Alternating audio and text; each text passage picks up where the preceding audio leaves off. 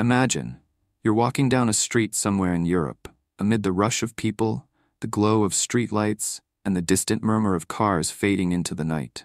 Someone brushes past you, a little shorter, broad-shouldered, with eyes deep enough to hold the memory of ice and wind. For a fleeting moment, you feel something unusual.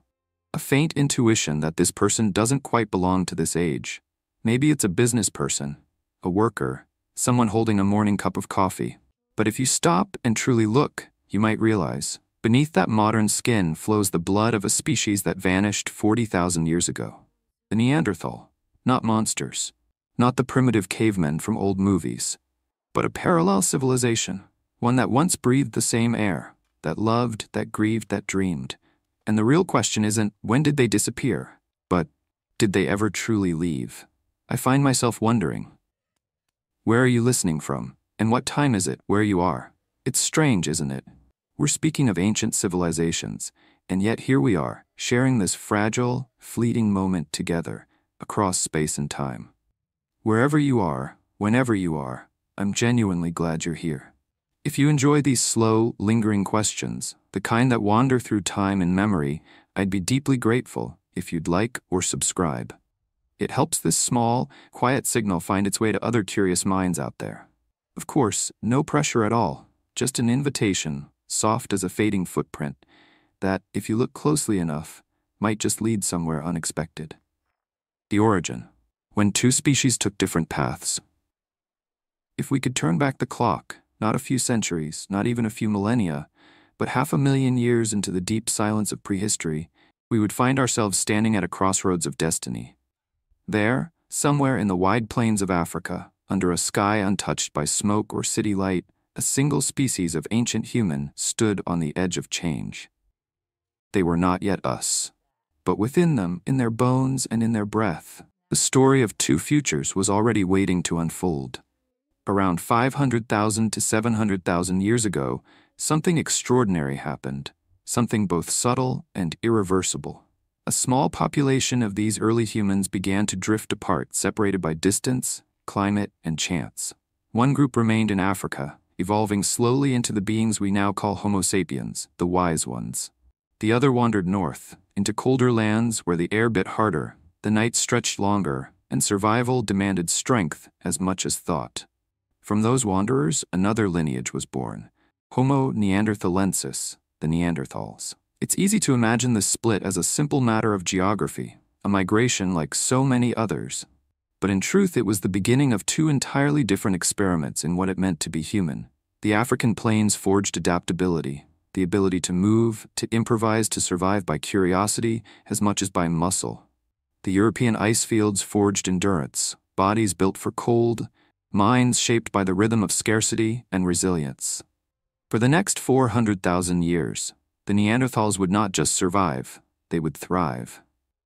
While our ancestors were still confined to the African continent, they spread across a territory that would humble even the boldest empire. From the Atlantic shores of Portugal to the frozen ridges of Siberia, from the warm Mediterranean coasts to the glacial valleys of northern Europe. And what a world it was! Europe then was a land of extremes, endless winters, dust-choked plains, and forests haunted by mammoths and lions. The Neanderthals did not merely endure this world, they became part of its architecture. Their bodies were sculpted by the cold, broad-chested, powerfully built, their bones thicker, their muscles denser. Every curve of their skeleton was an answer written by evolution to the question of survival. Their noses grew large and wide, warming the freezing air before it reached their lungs. Their limbs shortened, reducing heat loss. Their eyes deepened, large and sensitive to the dim gray light of Ice Age days. And perhaps most telling of all, their brains grew too. On average, larger than ours. That fact alone should give us pause. For too long, we told the story of the Neanderthals as if they were brutish shadows, a failed branch of humanity destined to disappear. But the evidence tells another tale. One of mastery, intelligence, and quiet sophistication. They crafted tools with an elegance of purpose that rivals anything from the early Homo sapiens. They hunted in coordinated groups, understanding the patterns of animals and the pulse of the seasons. They built shelters, tended fires, and cared for their sick and elderly. Acts not of instinct, but of empathy. When we look closely, we find the first hints of art: pigments, ornaments, traces of meaning etched into stone. It was not a world of chaos. It was a world of order, balance, and deep understanding. The Neanderthals had found a way to belong to the ice. Meanwhile, far to the south, the other branch, our ancestors, were changing too. In the cradle of Africa, the climate was no kinder, but the challenges were different. Survival there meant movement, flexibility, innovation. While Neanderthals were perfecting the art of thriving in one environment, Homo sapiens were learning how to adapt to all of them. Their minds, shaped by unpredictability, grew restless, creative, experimental, hungry for new horizons. Two species, two philosophies of life. One grounded in mastery, the other in imagination. One stable, the other restless. Each in its own way, an answer to the question the earth kept asking: how will you endure me? For hundreds of thousands of years, the two paths never crossed.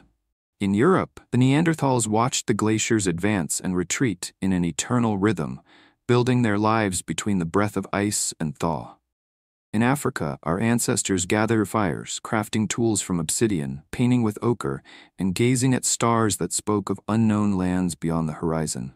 And then, something shifted. Perhaps it was climate, perhaps it was curiosity, but somewhere around 60,000 years ago, our species began to move. Out of Africa, across the Middle East, into the lands that Neanderthals had called home for hundreds of millennia. When we finally met them, it wasn't a clash of monsters and men, as old myths once told. It was the reunion of long-separated kin, two versions of humanity, looking into each other's eyes and recognizing something achingly familiar.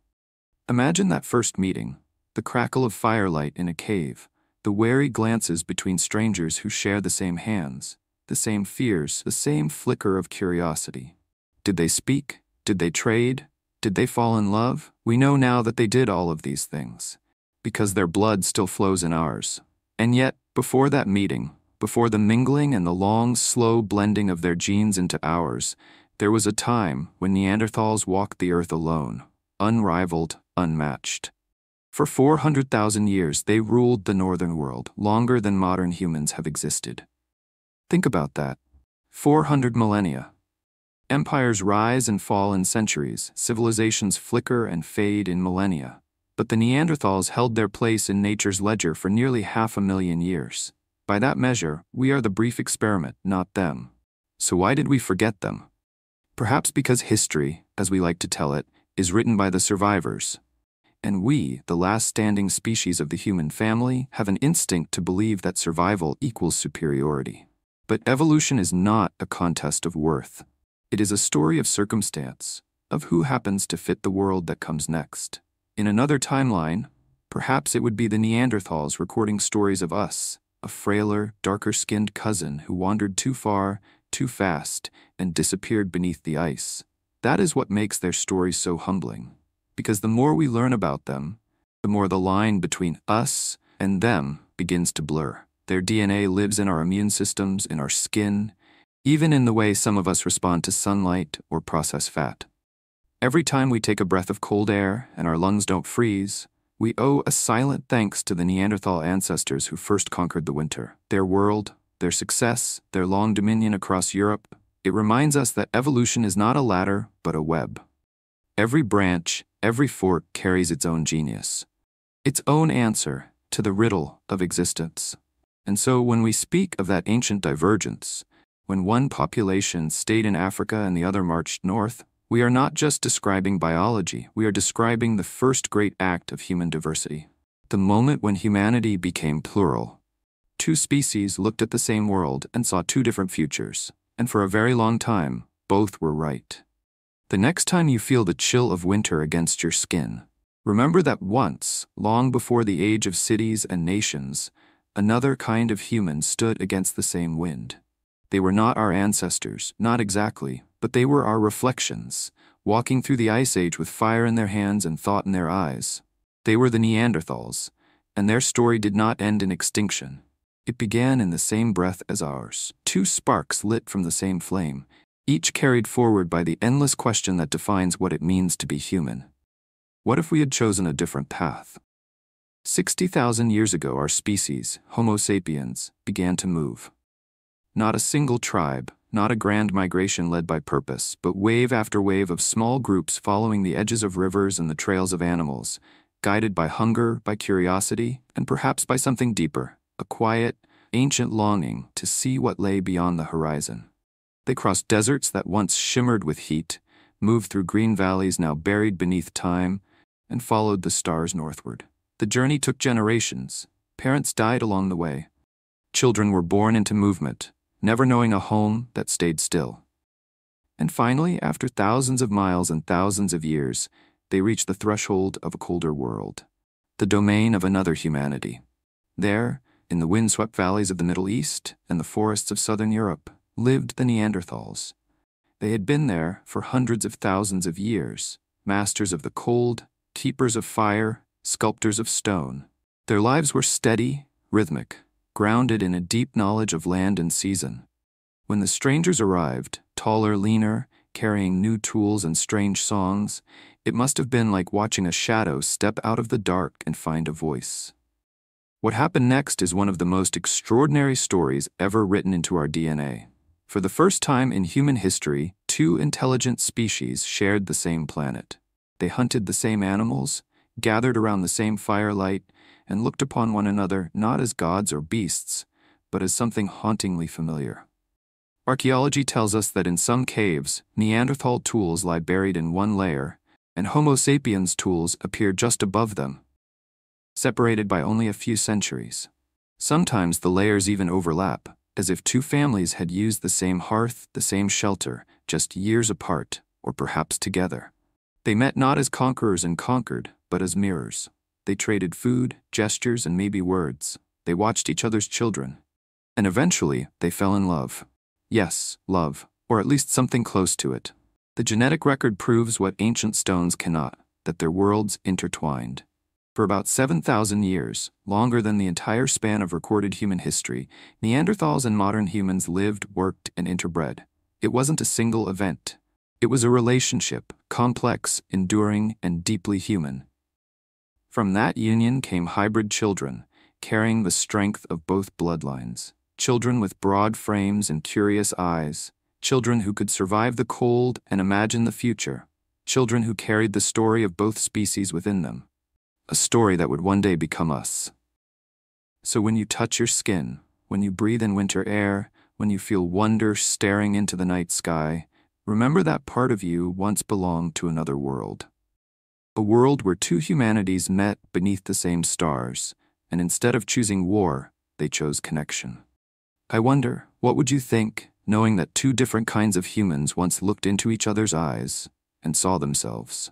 If you enjoy stories told slowly, like this meeting of two humanities beneath ancient skies, I'd be deeply grateful if you left a small sign, a like, a subscribe, or simply your quiet presence here. Even the smallest signals help keep this fragile flame of curiosity burning against the long night of time. There is a strange kind of memory that no mind can recall, a memory older than language, older than stories, older even than fear. It does not live in our thoughts, but in the quiet spiral of our DNA. And inside that spiral, hidden between the codes that make you who you are, lies a secret older than history itself. The memory of them. The Neanderthals are gone, but they never truly left. Their traces remain in nearly every one of us, written like whispers in our blood. In 2010, when scientists sequenced the first Neanderthal genome, they found something astonishing. Anyone of European, Asian, or Native American descent carries between 1% and 2% of Neanderthal DNA. It doesn't sound like much, but in that tiny fraction lives an entire world. Those genes aren't silent relics. They are active, shaping the way our bodies still respond to the world. Some of them determine how our skin reacts to sunlight, how our immune systems fight disease, how our blood carries oxygen in thin air, even how our sleep cycles adjust to the dark. It means that long ago, when our ancestors met theirs, they didn't just share fire and food, they shared fate. Their children didn't vanish into time, they became us. Imagine it. A Neanderthal mother, strong and wide-shouldered, holding a child whose eyes were shaped by two worlds. A Homo sapiens father, looking into that child's face and seeing both familiarity and mystery. That child, neither one nor the other, would carry something no species had ever held before. a bridge between two humanities. And that bridge was built not through conquest, but through connection. For about 7,000 years, their bloodlines mixed, long enough for those traits to weave into the fabric of our species, until there was no clear dividing line between us and them. Some of those inherited gifts helped us survive the colder climates our ancestors were never meant to endure. Some made our immune systems more resilient to the strange diseases of the north. Others influenced our appearance. Pale skin that absorbed sunlight in dim northern skies, red hair that caught fire in the dawn, eyes that could see through the half-light of winter. Every time you glance at your reflection, you might be seeing echoes of that ancient union, the curve of a brow, the tone of your skin, the way your body reacts to the cold. You are, in a very literal sense, a descendant of that meeting, a living archive of a love story written in molecules. And yet, the inheritance was not only physical. Perhaps it carried something intangible: endurance, intuition, the instinct to care for the weak. The Neanderthals buried their dead with flowers, tended to the wounded, and built communities based on closeness. Who can say that we did not inherit a part of that compassion too? Our species likes to imagine itself as singular, the final product of evolution's grand design. But the truth is more intimate, more beautiful, and far more humbling. We are a chorus of ancient voices, a harmony of different lineages that found each other in the cold. When the scientists announced their discovery, they did more than rewrite the textbooks. They reminded us that identity is never pure, never simple. The idea of us and them fades when you realize that we were them all along. Every breath we take, every heartbeat, carries an echo from that ancient world. A reminder that survival is not always about strength or conquest. Sometimes, it is about the courage to connect, to mix, to become something new. So the next time someone tells you that you are one thing, one nation, one blood, one kind, remember this: your body is already a map of mingled histories, written across tens of thousands of years. You are living proof that humanity was never a single story, but a shared one.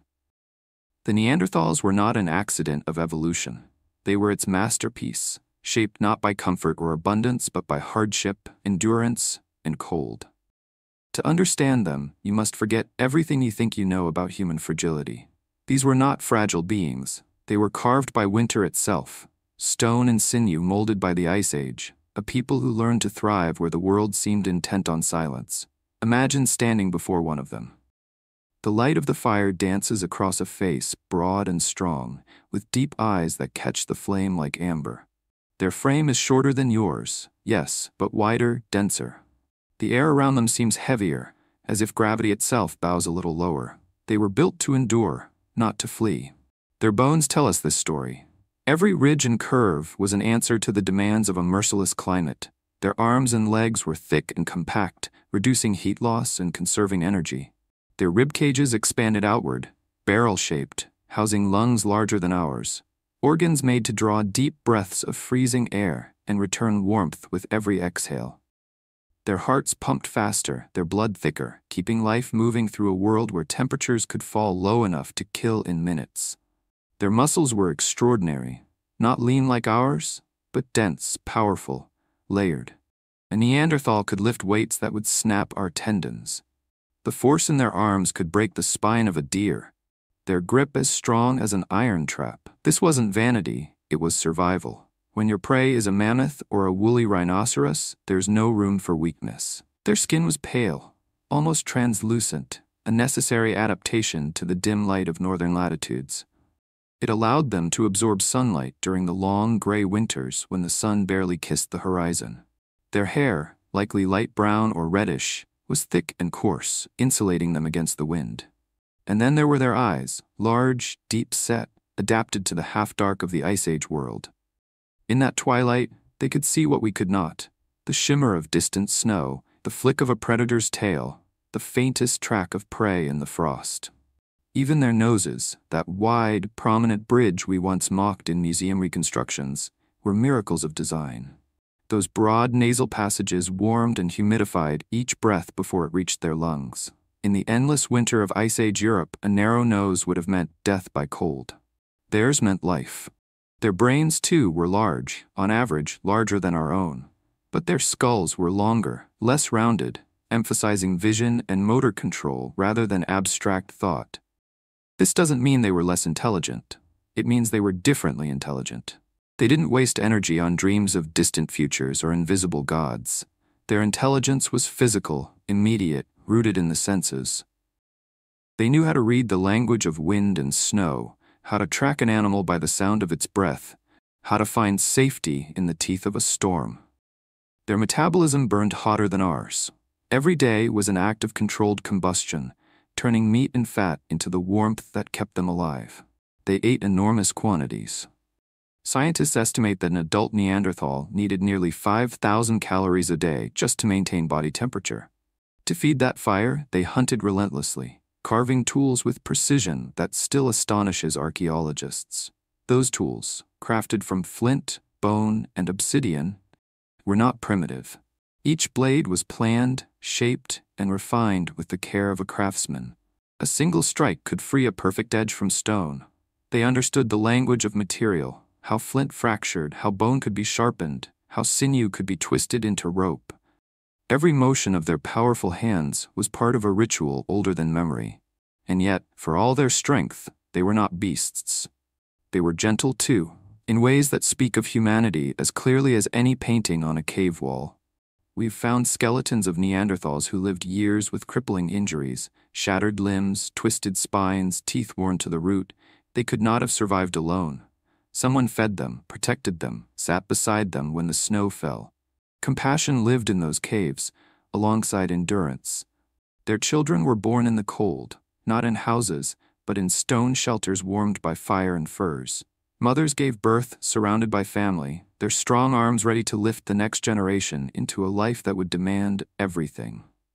Those babies, wrapped in hides, would open their eyes to a world of silence, the stillness of snow, the distant groan of glaciers moving across the earth.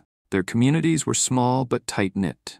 Every member had a role: hunters, gatherers, caretakers, all bound by the shared rhythm of survival. The old taught the young not with words, but by gesture, by repetition, by example. In their world, learning was not about curiosity, it was about inheritance, the passing of skills that meant the difference between life and death. At night, when the hunt was over, they sat around fires that glowed like tiny stars in the endless dark. They scraped hides, repaired tools, shared food. They likely told stories too. Not in complex language, perhaps, but in sounds and signs, in the rhythm of breath and fire. We know they could speak. Their hyoid bones and genetic markers for language match ours. What did they talk about?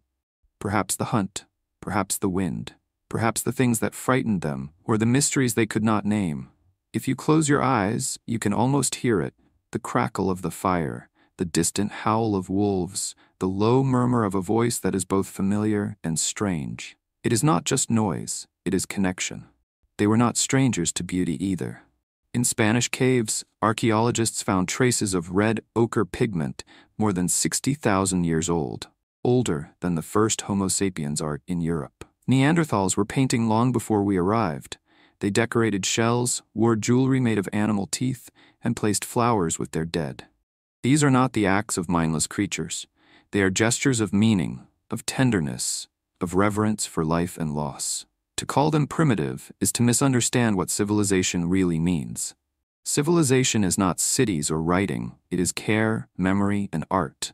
By that measure, the Neanderthals were civilized long before we knew the word. Picture them at dawn. The first light touches the horizon, cold and gray. A group of Neanderthals emerges from their shelter. Steam curls from their breath as they move across the frozen plain. The leader signals with a hand, and they fan out silently, eyes sharp, senses tuned to the faintest sound. They are hunting, but it is more than that. It is communion. Each step, each gesture is part of a pattern older than thought, a dialogue between creature and earth. They find the herd, bison, massive and shaggy, their hooves pounding frost into dust. The Neanderthals wait, patient as stone. Then at the signal, they move as one. Spears fly, muscles strain, the air fills with the sound of impact and breath. When it is done, they stand over their kill, exhausted, reverent. There is no celebration, only quiet gratitude. They will use everything, the meat, the hide, the bones, even the sinew. Nothing is wasted. In this world, to waste is to dishonor life itself. Such was their existence, fierce, sacred, complete. And yet, within that completeness lay their vulnerability. Their bodies, so perfectly tuned to the cold, could not easily adapt when the climate began to shift. As the Ice Age waned, the forests returned, changing the patterns of the animals they hunted. The open plains gave way to dense woods, where their power mattered less and their endurance counted for little. Their world was changing faster than their bodies could follow. But for a time, for a span far longer than all of recorded human civilization, they reigned. 400,000 years of survival. 400,000 winters faced and conquered. When we look back on that, we should not see failure. We should see majesty. Their disappearance does not diminish their brilliance. It magnifies it. Because even now, tens of thousands of years after their last breath, their strength endures within us. Their genes still whisper in our blood, guiding our resilience, our capacity for care, our instinct to endure the storms of our own making. Perhaps that is their true legacy, not their bones or tools, but the quiet persistence that still lives in our hearts, the part of us that refuses to give up, even when the night feels endless. They were the first to face the cold and say, "I will not yield." And that defiance, that fire, still burns within every one of us who dares to survive the winter. Imagine this: you're standing before an ancient skull. There are no words here, no sound, no memories, only emptiness. The hollow space where thoughts once flickered, where dreams once formed, where fear first learned its shape. This skull belonged to Homo neanderthalensis, a being whose brain was larger than yours, and yet profoundly different. When scientists placed it beside that of modern humans, they noticed something extraordinary. The Neanderthal brain wasn't smaller. It was longer, more elongated, like an egg. Ours, by contrast, is rounded, compact, a sphere of dense, restless possibility. That tiny difference changed everything. It divided human intelligence into two separate worlds. One became the mind of the hunter, grounded in sight, sound, and motion. The other became the mind of the dreamer, shaped by imagination, language, and longing. The Neanderthal's brain devoted more space to vision and motor control. They didn't just see the world, they felt it. To them, a rock wasn't a rock. It was weight, grain, fracture, angle, a thing to be known through touch and instinct. To us, a rock could become something else, a canvas, a tool, a story. Both forms of knowing were brilliant. One was the intelligence of craft, the other the intelligence of wonder. Neanderthals lived entirely in the present. Their thoughts were anchored to what was real: the shape of wind, the echo of a distant herd, the smell of ice on the air. Their awareness was physical, immediate, precise. We, Homo sapiens, broke that boundary. In our minds, something wild appeared: imagination, the ability to picture what isn't there, to invent, to dream, to fear, to hope. It was both our greatest strength and our greatest curse. Pause for a moment, breathe, think of it. Two kinds of humans, side by side, staring into the same fire. The Neanderthal sees warmth, color, motion. We see meaning, we see myth. Neither is wrong. They are simply two heartbeats in the same song of evolution. When they made tools, their strikes were perfect, exact, deliberate. No trial and error, no experiments, only mastery refined through hundreds of thousands of years. When we made tools, we failed, constantly, and through failure, we learned. Through mistakes, we evolved. Neanderthals knew how to live well. We learned how to live differently. Their world was one of order, calm, cyclical, certain. Everything had a reason, a place, a rhythm. Death and birth, hunger and fire, all parts of a sacred balance. But in the mind of Homo sapiens, something stirred. A whisper. Why? From that single question, culture was born. Neuroscientists now believe that our cerebellum, the region for imagination, planning, and prediction, grew larger than theirs. While Neanderthals developed stronger visual and sensory networks, they didn't map the future, they felt the present. They didn't need to explain the world, they were the world. They didn't dream, they knew. If you've ever stood in a silent forest with snow falling, you've touched their kind of consciousness, that stillness, that focus. No thought, just awareness. Neanderthals lived inside that silence. They could read the air, sense the herd miles away, hear the faint cracking of ice beneath snow. For them, every sound was a sentence, every shadow a clue. It wasn't instinct, it was understanding. An intelligence our modern minds, tangled in noise, can hardly remember. Our kind, the dreamers, changed the rules. We wanted to know why the wind blew, not just how. We gave names to things, we drew constellations in the sky, we began to separate ourselves from nature, only to spend millennia trying to return to it. When the two species finally met, they must have recognized the difference, not in words but in the eyes. The Neanderthals saw in us a kind of restlessness, a hunger that could never be filled. And we, looking at them, saw something we'd already lost: peace. They were stone, we were fire. And then one night, under the same stars, in the same cave, two forms of humanity shared breath. When the child of that meeting was born, half Neanderthal, half Homo sapiens, two ways of knowing fused inside one fragile body. One half that could feel, one half that could dream, and that impossible balance became us. Even now, those two intelligences still wrestle inside us. When we act on instinct, move without thought, listen to the pulse of the earth, that is them. When we imagine, create, reach for what doesn't yet exist, that is us. Perhaps we are not the end of their story, but its continuation, the union of silence and song. Pause again. Listen. Do you hear it? The quiet between two breaths, the stillness between what was and what could be. That is the echo of both minds inside you. In the end, it wasn't the strongest who survived, nor the cleverest, but the ones who learned to blend both ways of being, to feel like them, and to dream like us.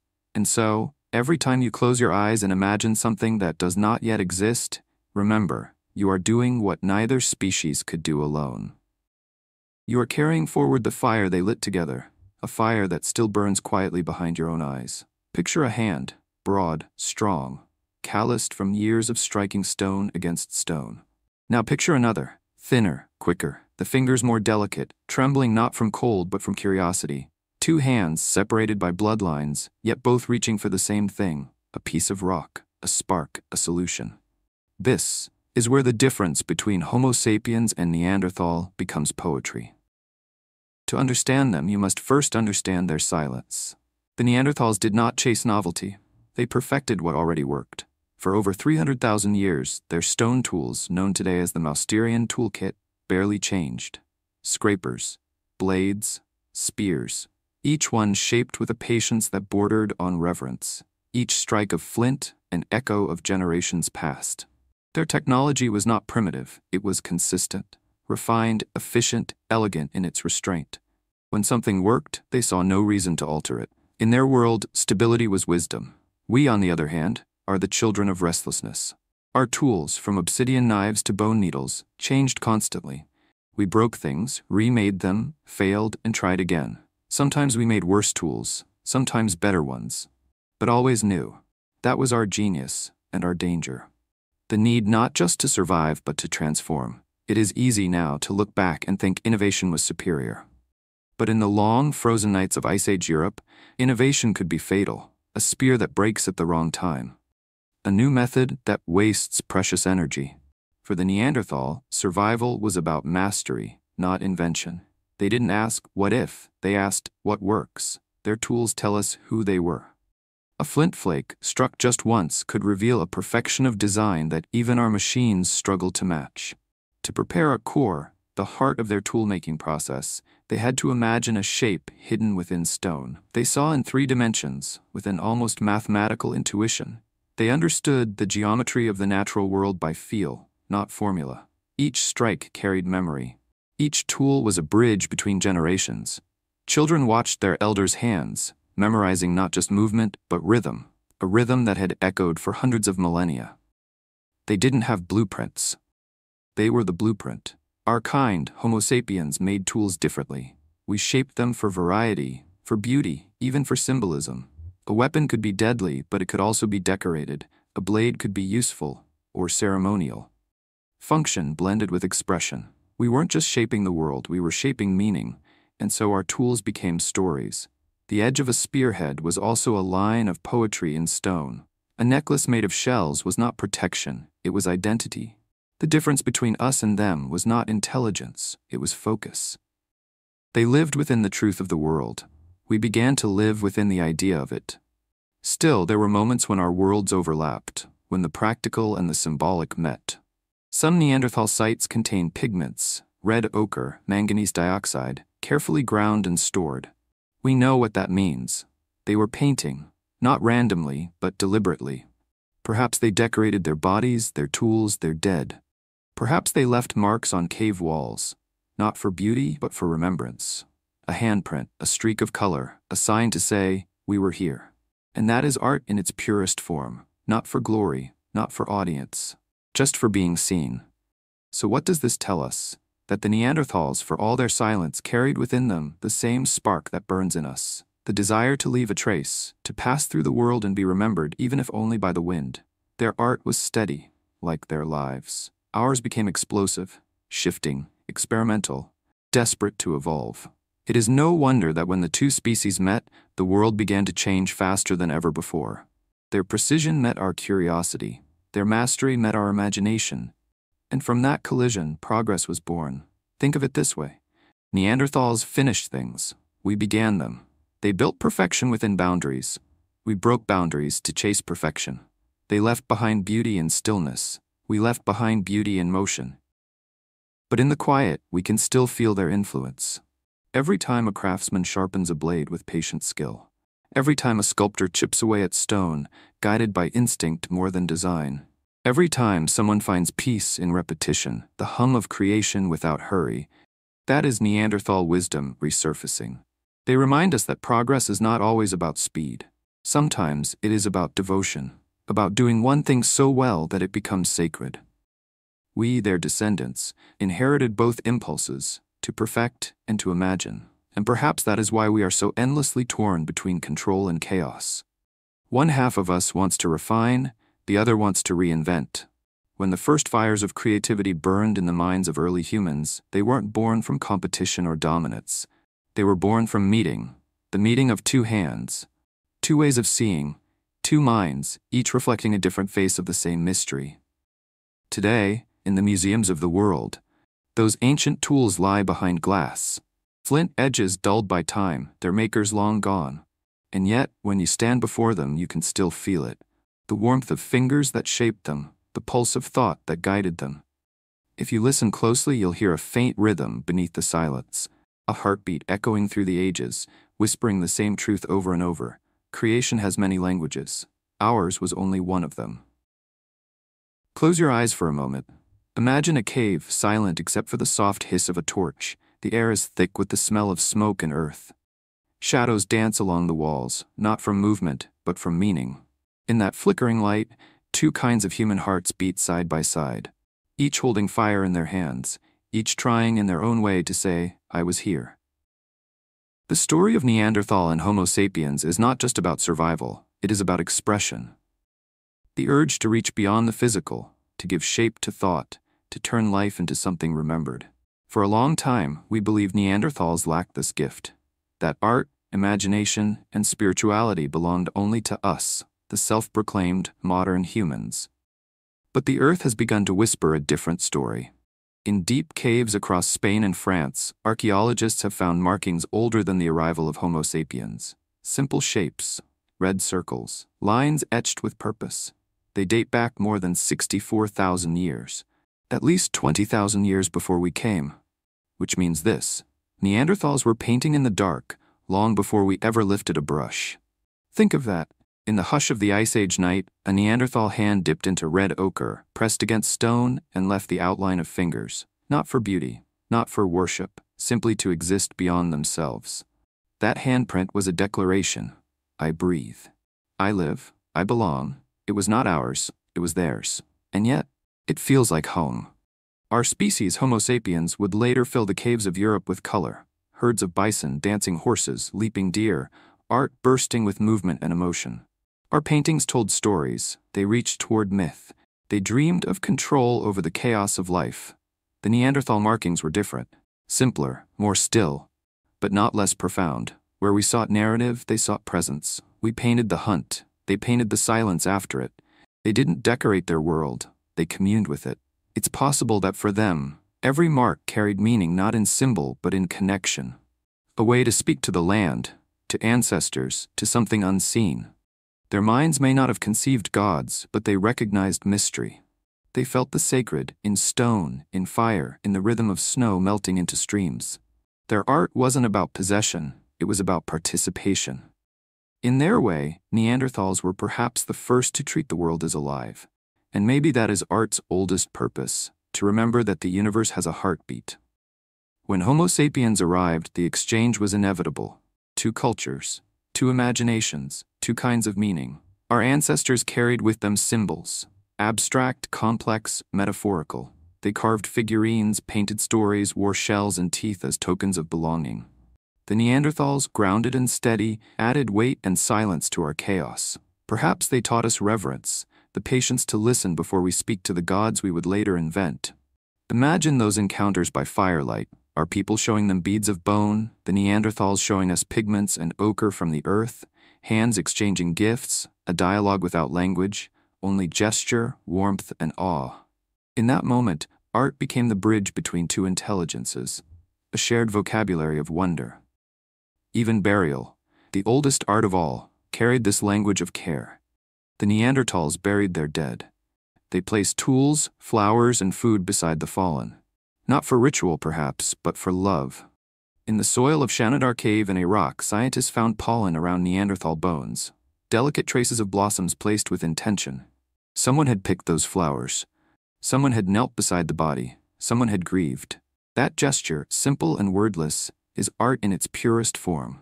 A human heart refusing to let death be the final word. Our species would later turn burial into ceremony. We built tombs, carved monuments, painted afterlives on walls, but the Neanderthal needed none of that. Their art was not about eternity. It was about now. About returning what once breathed back to the earth that made it. They understood impermanence. We, in our fear of time, tried to defeat it. And that difference, quiet acceptance versus restless defiance, became the emotional divide between our species. Still, we carried traces of their vision. When we pause before a sunset without reaching for a camera, when we hold a stone and feel its weight as if it remembers something, that is Neanderthal within us, the part of the human soul that doesn't need to explain. It only needs to feel. They may not have sung, but they had rhythm. They may not have written, but they understood permanence and loss. Their minds, tuned to survival, still made room for beauty. And that is what makes them, and us, so profoundly human. Because art is not about decoration. It is about the refusal to vanish. The will to whisper "I was here" into the long silence of time. In every museum, under soft glass and gentle light, those ancient markings still rest. Tiny red handprints, circles, lines, nothing elaborate, nothing loud. But if you stand before them long enough, something happens. You begin to feel it. The faint vibration of memory, as if the wall itself remembers touch. It's as though the cave is still breathing, and you are standing in the lungs of history. Their art does not move. It waits, and in waiting it teaches us the thing we forgot, that expression doesn't always need progress. Sometimes, it only needs presence. Two species looked at the same darkness. One painted stories to escape it. The other left a single, quiet mark, and trusted the stone to remember. Both were right. Both still speak. And if you listen, really listen, you'll hear them whisper the same ancient promise. To create is to live twice. Imagine 7,000 years, not 7 days, not 7 lifetimes, 7 millennia. That is how long two kinds of humanity shared the same earth, the same fires, the same sky. For 7,000 years, Neanderthals and Homo sapiens met, again and again. They hunted, they traded. They watched the same stars drift across the same frozen heavens. And in the quiet spaces between survival and silence, they fell in love. It didn't happen all at once.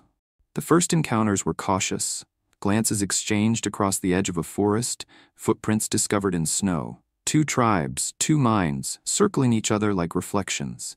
Curious, wary. Perhaps they followed the same herds and found themselves camped at the same watering hole. Perhaps one winter when the storms came too soon they shared a cave. And perhaps, by the flicker of firelight, the fear began to fade. When two species meet, the world changes. Not through violence, but through recognition. They looked into each other's faces and saw something terrifyingly familiar. The eyes, the hands, the breath. So similar, and yet not the same. And then, something extraordinary happened. They chose connection over conquest. For the first time in the history of life on Earth, two distinct human species interbred. Not as accident, but as relationship. Their children were the bridge between worlds. They were neither Neanderthal nor Homo sapiens. They were both. Children of ice and fire, of endurance and imagination. A new kind of human that carried two ancient songs in a single heartbeat. Science tells us this not through myth, but through molecules. The evidence lies in our DNA, in those long, twisted strands that remember what the mind cannot. Every person of European, Asian, or Native American descent still carries between 1 and 2% of Neanderthal genes. That might sound small, but it's not. Because DNA is not a story of quantity. It's a story of inheritance. And inside that 1% are gifts, quiet, invisible, but enduring. Those genes help us adapt to cold, to process fat, to fight disease. They gave our ancestors stronger immune systems, lighter skin that could drink the pale sunlight of northern winters, and even the capacity to regulate our sleep and mood through darkness. In our blood, we carry the wisdom of their survival, a code written by centuries of endurance beneath glacial skies. When modern humans left Africa, our immune systems were naive, unprepared for the new pathogens of Europe and Asia. The Neanderthals had already met those diseases, and when our species met theirs, we did not conquer them. We merged with them. We borrowed their immunity, their resilience, their fire. Without that gift, many of our ancestors might not have survived at all. In a way, the Neanderthals saved us. But this union wasn't one-sided. Genetic evidence shows that some Homo sapiens DNA also flowed into late Neanderthal populations. The exchange went both ways, a quiet, biological dialogue written across thousands of years. Even in their final generations, they carried pieces of us within them, just as we now carry pieces of them. It wasn't one world replacing another. It was two rivers merging, slowly, inevitably, beautifully. For 7,000 years, longer than every empire, every nation, every civilization that has ever existed, the two species coexisted. They shared tools, learned from each other, and raised children together. Their families must have been small, but real. Picture it. A Neanderthal mother humming softly to a child with dark eyes and delicate hands. A Homo sapiens father teaching that same child to hunt, to shape flint, to speak both languages, one of gesture, one of sound. In that child's gaze, the past and future met. They didn't know it, but those children would carry forward the story of both species. To us, their meeting feels like prehistory, but to them, it was simply life. They did not know they were two kinds of human. They only knew warmth and hunger, fear and love, and the need to keep going when the nights grew long. Maybe they never thought of difference at all. Maybe the idea of species is something only we invented later, a way to separate what nature had already joined. But there is another side to this story, one written in numbers, not romance. While Homo sapiens populations grew, the Neanderthals were few. Tens of thousands, scattered across a vast continent. Their communities were isolated, their numbers too small to withstand time's pressure. So the interbreeding that began as sharing slowly became absorption. The Neanderthals did not vanish, they were woven into us. Every time a human child was born, the Neanderthal genome became a little quieter, a little more diluted, until it no longer existed as a separate voice. But it didn't die, it transformed. That transformation is the hidden miracle of evolution. Extinction is not always the end. Sometimes it is the moment of becoming. The Neanderthals did not fail. They became part of something larger. A new version of humanity that could carry both endurance and imagination. The stillness of their kind merged with the restlessness of ours, and the world was never the same. In the end, they did not disappear into the darkness of time. They joined it, like stars fading into dawn, still present, still burning, but hidden within the light. Every heartbeat you feel carries a whisper of their rhythm. Every time your body warms in the cold, every time your skin tingles in winter sunlight, you are hearing the echo of Neanderthal blood. Their story did not end 40,000 years ago. It flows through you now, quietly, like an underground river feeding the roots of who we are. If there is a moral here, it is not about dominance or survival. It is about kinship. The universe never meant for us to stand alone. We were meant to meet, to share, to blend, to learn that being human has never been one thing. Because once long ago, our ancestors looked at another kind of human, and instead of drawing a weapon, they reached out a hand. That hand still moves, through time, through blood, through you. And it reminds us of something simple, something eternal, that every life, every love, Every act of connection, no matter how ancient, has the power to echo forever. It didn't end with a war. No great battle. No single night of fire or fear. The end of the Neanderthals was quieter than that. Like a candle burning low, a steady flame shrinking into stillness, a long twilight, not an explosion. By 42,000 years ago, the balance began to tip. The air grew harsher, the climate unpredictable. Forests retreated, then returned. Animals migrated differently. The old patterns, the ones Neanderthals had followed for generations, suddenly broke apart. They had survived ice and famine before, but never this fast.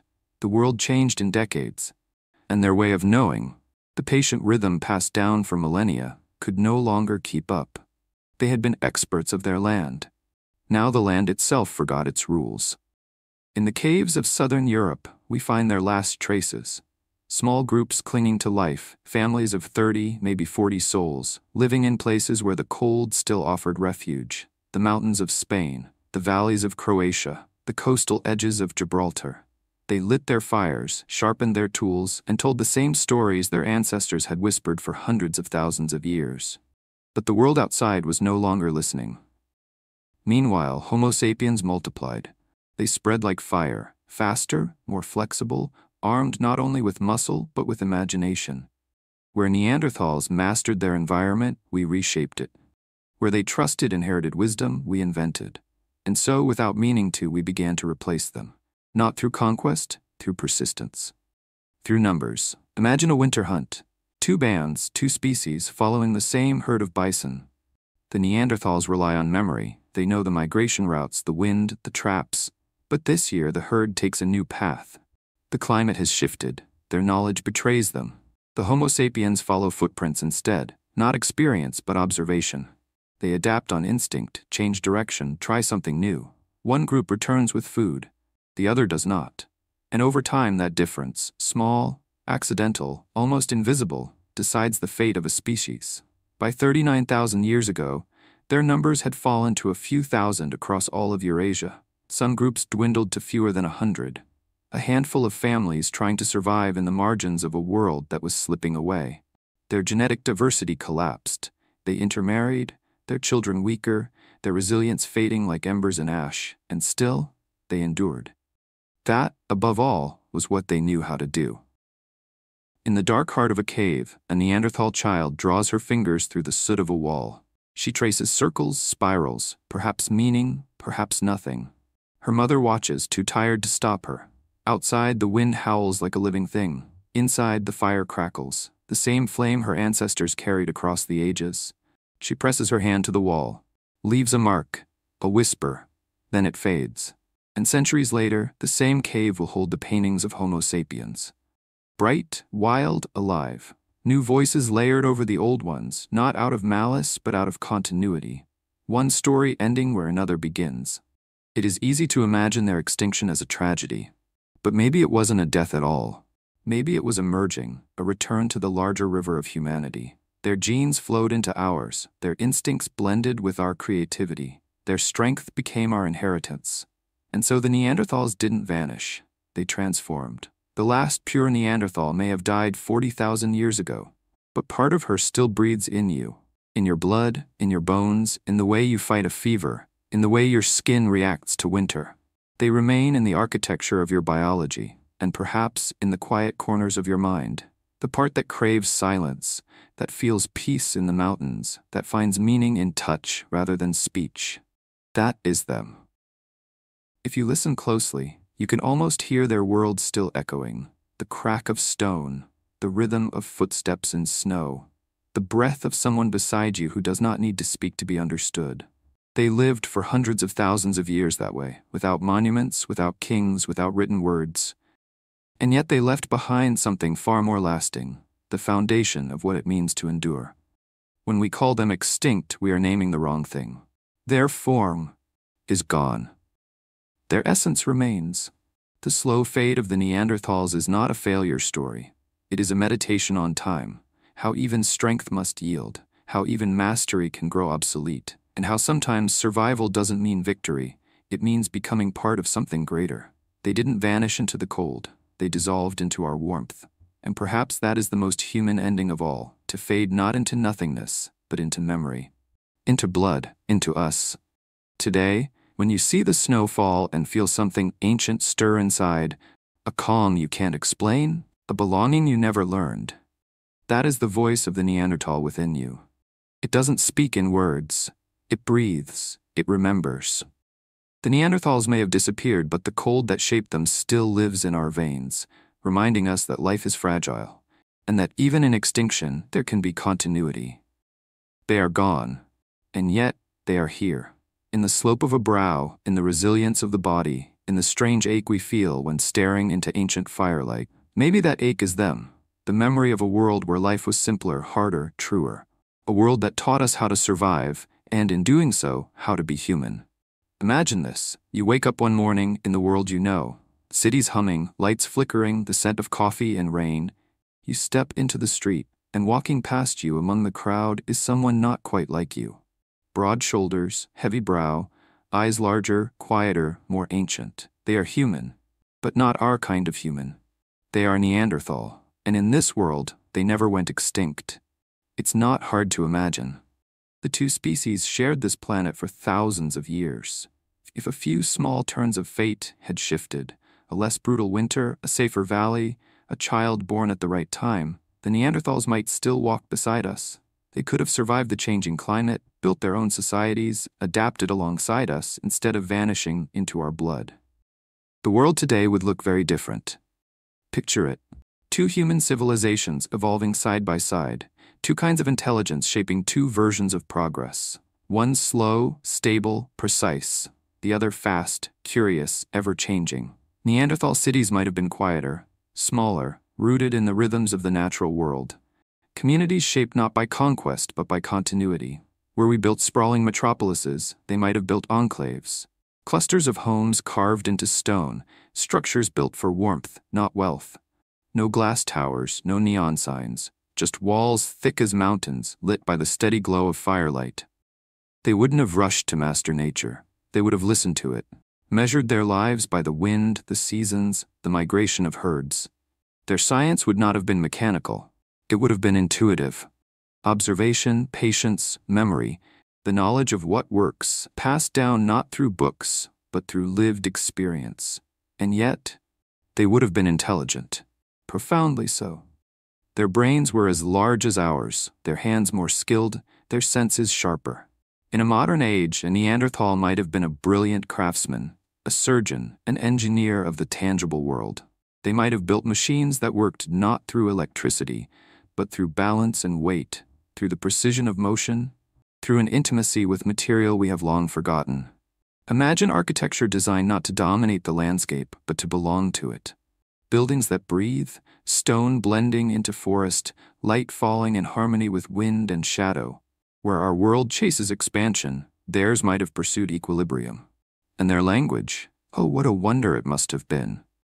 They possessed the FOXP2 gene, the same one that gives us speech. Their hyoid bones, identical to ours, tell us their throats could shape words. But perhaps their language was not like ours, not poetic, but physical, more gesture than grammar, more tone than syntax, a language of movement and resonance, words formed not to argue but to share. They might have spoken with their hands, their eyes, their stillness, each silence meaning as much as each sound, and perhaps, in that way, they understood each other better than we ever have. Their societies might have valued presence over ambition, no race for dominance, no empires, no endless hunger for more. They may have lived in smaller numbers, but richer in connection. Their technologies slower to change, but steadier, built to last for generations. Imagine a Neanderthal village 1,000 years old, still standing, still in use, still cared for. Now look at our cities, built to crumble, rebuilt to profit, forgotten before they grow old. We chase novelty. They would have cherished continuity. Would there have been conflict between us? Inevitably. Two species of equal intelligence rarely coexist peacefully for long. History teaches us that even the smallest differences, skin, belief, tribe, can ignite fire. And yet, perhaps not. Perhaps seeing ourselves in them, we might have learned humility sooner. Might have realized that intelligence comes in many forms, that human is not one fixed shape but a constellation of possibilities. If they had survived, our concept of humanity would have been broader, our empathy deeper. Maybe we would have built not a pyramid of power, but a web of kinship, each species, each people, a thread in something whole. Imagine politics with two voices at the table, the rapid-fire logic of Homo sapiens and the measured wisdom of Neanderthals. Imagine science shaped by two kinds of minds, ours, obsessed with theory, and theirs, grounded in observation. Imagine religion shaped by both, our yearning for transcendence, tempered by their quiet reverence for the tangible world. A partnership between dreamers and realists, between fire and stone, between speed and stillness. Would we still have burned forests to light our cities? Would we still have mined the earth until it bled? Or would their presence have taught us restraint, that progress without balance is destruction? And what of art? If Neanderthals had survived, perhaps their art would have evolved differently, not into spectacle, but meditation. Their music might have been rhythm rather than melody, echoing the heartbeat of the earth. Their sculptures, heavy, tactile, shapes you could feel with your hands, not just your eyes. They might not have invented cinema, but they would have understood silence on screen better than anyone. Perhaps we would have envied them, their calm, their steadiness, their closeness to nature. And perhaps they would have envied us, our curiosity, our imagination, our ability to see what isn't there. Maybe the two species would have learned to exchange those gifts. We would have taught them how to dream. They would have taught us how to stay. And maybe, just maybe, the greatest cities of Earth today would not be monuments of steel, but living forests shaped by two hands, ours and theirs, cooperating, blending, remembering. A civilization where speed and patience hold each other like lovers. A civilization with two ways of being human. But of course, that world never came to be. The Neanderthals faded, and in their absence, we inherited both their strength and their loneliness. Sometimes I wonder, in our rush to conquer, to create, to climb, did we lose something vital that they kept? Something that can't be measured in progress or power, only in peace? Because the truth is, we carry both possibilities inside us still. The Neanderthals' stillness and our own endless motion. The choice between them is the story we are still writing. And somewhere in the deep architecture of our minds, their quiet intelligence waits, not gone, just sleeping, ready to wake the moment we remember how to listen. Listen, not with your ears, but with something older. The pulse behind thought, the echo beneath your breathing. That's where they live now, not in bones, not in caves, but in us, the Neanderthals. They are not ghosts, they are memory given shape, memory that walks, that dreams, that still looks at the world with cautious wonder. And though their voices have long faded, their way of seeing has not. When scientists mapped the Neanderthal genome, they found traces not only in our bodies but in our minds, genes that whisper to our nervous systems, guiding how we sense fear, how we dream, how we feel the cold and long for warmth. Some parts of our brain, those that crave pattern, stability, familiarity, may be their gift. The instinct to return to places we know, to repeat rituals, to find comfort in rhythm, that is Neanderthal heritage. They were creatures of precision, of pattern. They trusted the known. And somewhere inside us, that same love of order remains. It's in the way a craftsman sharpens his blade over and over until it gleams. It's in the gardener who tends the same soil each spring. It's in the way you trace your own thoughts before sleep, seeking a shape that makes sense of chaos. That is the Neanderthal in you, the keeper of rhythm, the still mind beneath the storm. But we are more than that. We are also the restless ones, the wanderers, the storytellers, the dreamers who break rules and redraw the map. That is Homo sapiens, the fire that refused to stay in one place, the voice that says, "What if?" And so within each of us, two histories whisper to one another, the steady and the searching, the known and the possible, the hand that shapes and the mind that imagines. Every time you choose between safety and risk, between silence and creation, you are reenacting that ancient conversation between two kinds of human. Sometimes I wonder if our world today isn't simply an echo of that old duality, the Neanderthals' calm and our chaos, still wrestling for balance. Think about it. We build cities that never sleep, light without darkness, sound without pause, and yet we crave silence, retreats, forests, stillness. We chase speed, technology, progress, connection. and yet we ache for simplicity, for the feel of wind, for the patience of the earth. We are both species at once, the restless and the rooted, the dreamer and the maker. And maybe that is why we feel so divided, because evolution never erased the Neanderthal. It simply folded them into us. They are the steady heartbeat beneath our anxiety, the part that still remembers how to belong to the land instead of trying to own it. Somewhere in your mind, there is a room without words, a quiet space where your breath slows, where thought becomes texture and sound becomes shape. That's where the Neanderthal in you lives. It is the part of you that notices small things, the weight of a stone, the softness of moss, the way dusk changes color as it falls. When you walk in the woods and feel peace without reason, you are remembering them. When you stand before fire and lose yourself in its glow, you are sharing their ancient trance. And when you hold someone you love in silence, no speech, no need for explanation, that, too, is Neanderthal. Love as presence, not performance. They did not speak of philosophy, but they lived it. They did not write about belonging, but they embodied it. We invented gods to explain wonder. They lived inside it. Perhaps that is the truest difference between us. We needed to tell stories about life. They simply felt it, and maybe they were wiser for it. If they had survived alongside us, perhaps they would look at our world with mixed emotion. Awe at our art, our cities, our reach for the stars, but sorrow for the noise, for the loneliness that hums beneath our brilliance. They would see that we won the world and lost something sacred in the process. Because in their world, to exist was enough. To breathe was worship. To share warmth was meaning. And we traded that for infinity. But perhaps, somewhere deep within us, they are waiting to return. In the moments when we slow down. When we stop chasing and simply listen. When the noise fades and the heart remembers the rhythm of the earth. That is them stirring in our DNA. The old intelligence. The calm beneath the chaos. We are not alone in our minds. We are the continuation of two dreams. One of movement and one of peace. Close your eyes for a moment. Feel the weight of your body, the bones, the heat, the steady beat within your chest. That weight is theirs. That rhythm is theirs. You carry them still. In every cell, in every breath, in the quiet longing for something ancient and wordless. They did not vanish. They became the silence inside us that waits for us to stop running. And when we do, when we finally fall quiet enough to hear it, we might discover that humanity's oldest wisdom was never lost at all. It was simply sleeping, in our blood, in our bones, in the quiet between two thoughts, waiting to be remembered. There are moments, brief, almost invisible, when time folds. When something ancient stirs in us, as if a door we didn't know existed opens quietly in the mind. You feel it sometimes, don't you?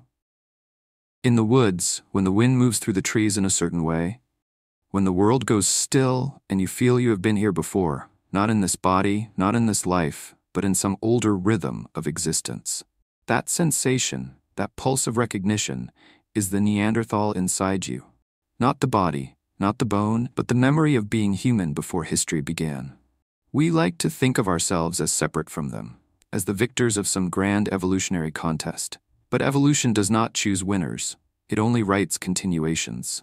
The truth is simpler and far more beautiful. They were never other. They were us, written in an older dialect. Every emotion we claim as uniquely human, love, grief, curiosity, tenderness, they knew them too, and in that way, we are not their descendants. We are their echo. When you stand before a mirror, look closely.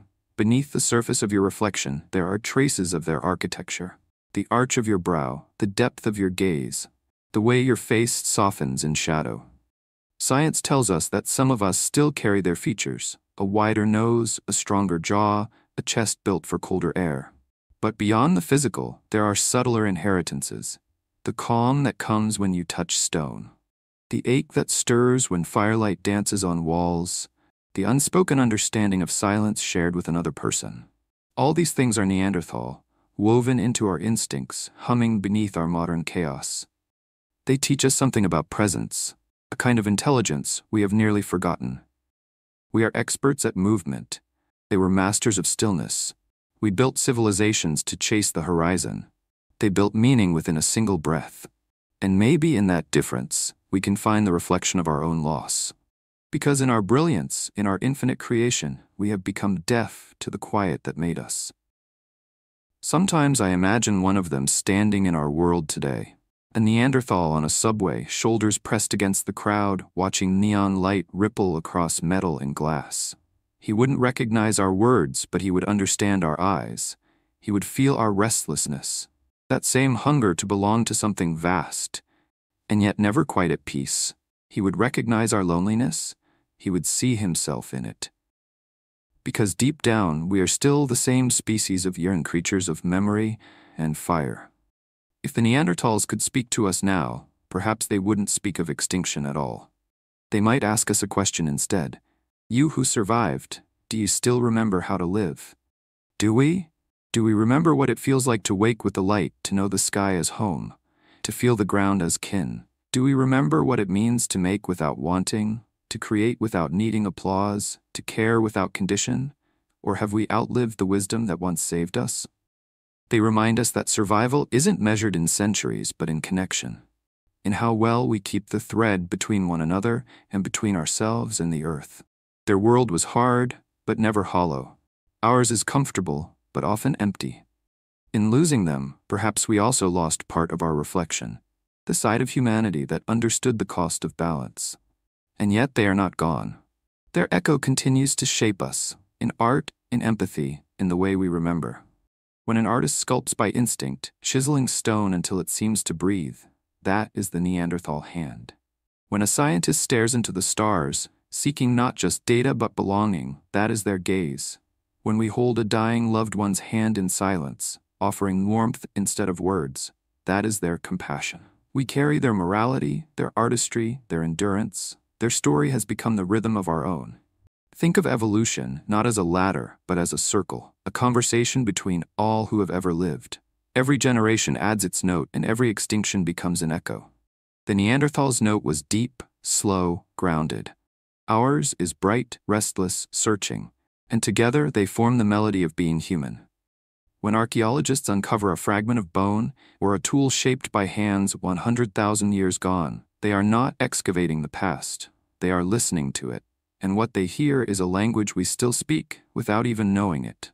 It is the language of making, of caring, of surviving together. The Neanderthals taught it first. We just changed the words. Sometimes I think the greatest discovery isn't that they existed, but that we are still becoming them, returning slowly to what they always understood. That life is not something to win, but to share. That knowledge does not live only in thought, but in touch, in patience, in the silent, sacred act of being present. That was their gift to us, not their genes, but their way of being. And it waits inside us still, like a reflection in still water, waiting to be seen. So when you next look in the mirror, don't just look at yourself, look through yourself. Past the eyes of the present into the gaze of something older. You might see a trace of them there, the calm behind your curiosity, the endurance behind your fear, the memory behind your longing. That is the Neanderthal, watching you, not from the past, but from within. There is a moment in every long story where two voices begin to sound the same, not because one conquered the other, but because they learned how to breathe together. That moment, the melting of difference, the quiet merging of two humanities, is how the Neanderthals truly entered eternity. It didn't happen like a great flood, all at once. It happened in whispers, one child, one family, one generation at a time. For thousands of years, the boundary between us and them grew soft. A handshake turned to friendship, friendship turned to love, love turned to lineage, and in that lineage, that fragile bridge made of blood and memory, a new humanity took shape. It was not a clean line of descent. It was a conversation in flesh. Every cell, every heartbeat, carried a trace of both. The Neanderthals gave us endurance, the quiet strength of those who knew how to face the long winter without despair. They gave us patience, the rhythm of those who understood that change was not the same as progress. And we, in turn, gave them the spark of abstraction, the restless creativity that would one day light the stars. Two ways of being human. Two intelligences meeting and merging like rivers. The result was something neither could have been alone. A creature both instinctive and visionary, a species capable of both fire and faith. When we say the Neanderthals disappeared, what we really mean is this: they dissolved into our veins. They became the architecture of our bodies, the tone of our skin, the subtle differences in how we dream, how we breathe, how we feel. The distinction between us and them no longer existed. There was only we, and in that word, the future began. Imagine the slow merging, like the blending of dawn into night. At first you can still tell one from the other, the cool light, the lingering shadow. But then, without realizing it, the colors mix, the line disappears, and all that remains is the world, whole again. That is what happened to the Neanderthals. They didn't vanish, they became the dawn inside us. Science tells us the details now with the calm voice of data. Genomes compared, molecules mapped, percentages calculated. But beneath those numbers lies something sacred, a record of connection, a proof that empathy, not conquest, is written into the roots of who we are. When those two species met, they didn't just exchange genes, they exchanged trust, enough to share breath, to raise children, to build fires side by side. That is not evolution through competition. That is evolution through compassion, and perhaps that is what truly made us human. If you could trace your ancestry far enough, not through names, not through nations, but through molecules, you would find them.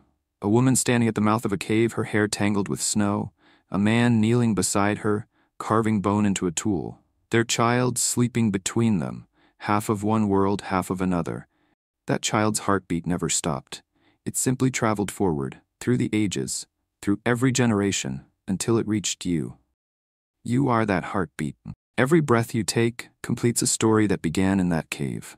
Every laugh, every tear, every act of kindness is the continuation of a love older than history. It is strange in how we think of ourselves as the sum of our inventions, our cities, our machines, our science, and yet the truest part of us comes from something so ancient, so quiet, it cannot be measured. The part of us that still looks for warmth in the cold, that still lights candles in the dark, that still longs to belong to something larger than the self. That part, that longing, is their voice inside us. It is what remains of the Neanderthal soul. In a way, all of civilization is an echo of that merging. Our languages, our myths, our art, all born from the moment when difference ceased to divide. Every bridge we build, every hand we hold, every attempt to understand another, is the continuation of that ancient gesture of unity. And maybe that's the secret evolution has been whispering all along. We survive not because we are strong, but because we are capable of becoming one another.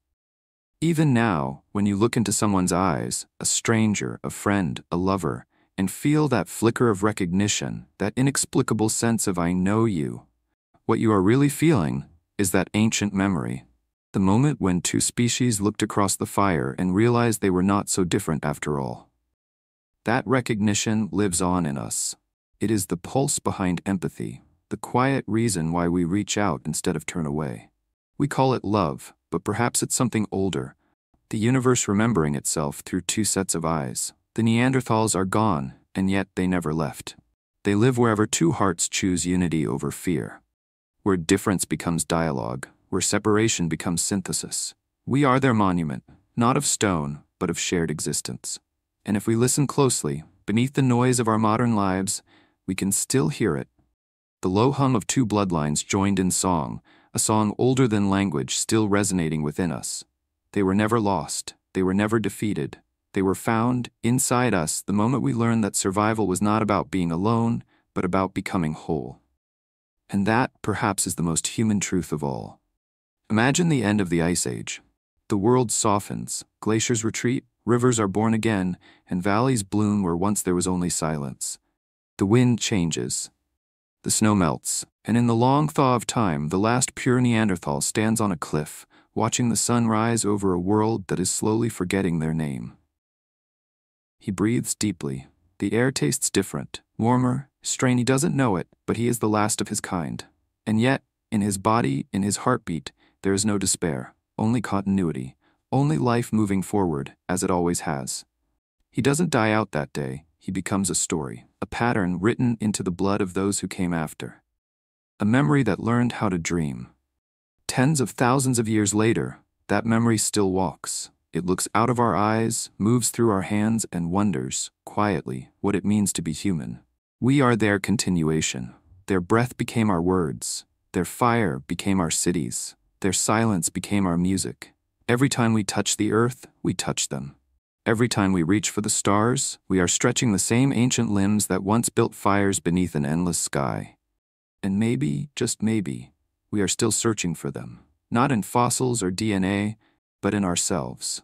In the part of us that feels homesick for a world we never lived in. In the quiet ache for belonging. In the moments when we put down the phone, step outside, and feel the world breathing with us again. That feeling, the weight, the peace, the simplicity, that is Neanderthal. That is the reminder that we come not only from invention, but from stillness. Not only from thought, but from touch. They taught us what strength really is. Not domination, but endurance. Not power, but presence. They survived 400,000 winters. They carved beauty out of stone. They loved, they healed, they remembered. And even when their world vanished, they chose, through love, to continue within us. We often ask what it means to be modern. But maybe the truer question is, what does it mean to be ancient and still alive? Because we are both, a new species carrying an old soul. Inside each of us lives the Neanderthal heartbeat, slow, steady, eternal. A whisper reminding us that we belong not only to time, but to one another. So when you walk alone at night and the air feels too vast, remember, you are never truly alone. You carry thousands of ancestors in every cell, each one a story that refused to die. Among them are the Neanderthals, their blood singing quietly in yours. And when you create, when you build, when you love, when you forgive, you finish what they began. Their extinction was not an ending, it was a transformation, a merging, a gift. Perhaps that is their greatest lesson, that survival is not about victory. It's about connection. The moment we chose to share a cave instead of claim it, to share warmth instead of take it, that was the moment humanity was born. The Neanderthals didn't vanish from the earth. They became the best part of us, the part that remembers how to listen, how to care, how to endure. They are the stillness behind our storm, the patience behind our progress. They are the quiet reminder that every time we reach for another hand, every time we choose compassion over fear, we keep them alive. And maybe that is all evolution ever wanted from us. Not perfection, not power, just kindness. The courage to remember that we belong to something older than our names, something shared, something sacred. The fire is still burning. The story is still being told, and we, all of us, are the storytellers now. The Neanderthals aren't just bones in a museum. They are the quiet ancestors inside our reflection, the ones who remind us that being human isn't about what we build, but